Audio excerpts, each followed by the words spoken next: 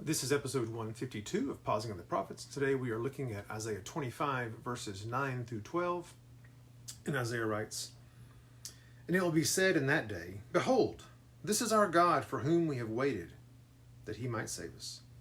This is the Lord for whom we have waited. Let us rejoice and be glad in his salvation.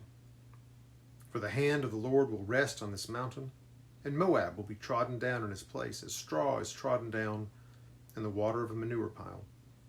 And he will spread out his hands in the middle of it, as a swimmer spreads out his hands to swim, but the Lord will lay low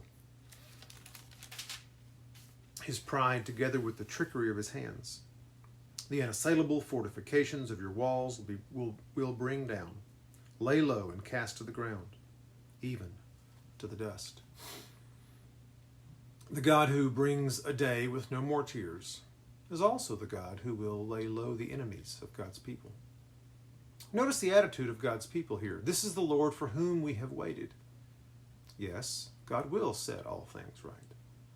But God's people do have to wait for that day. It is not, as we all know from experience, today.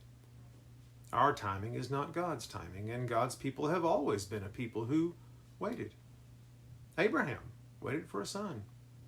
God's people waited for deliverance from Egypt. The nation of Israel waited for a righteous king.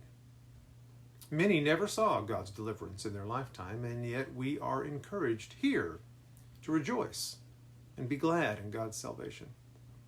It has not happened yet completely. Yes, Christ has come. Yes, redemption is available. But we still await our final consummation. And we await the final defeat of our enemies at God's hand when they are laid low in the dust. And so let us wait with hope and joy, knowing that in Christ our salvation is secure.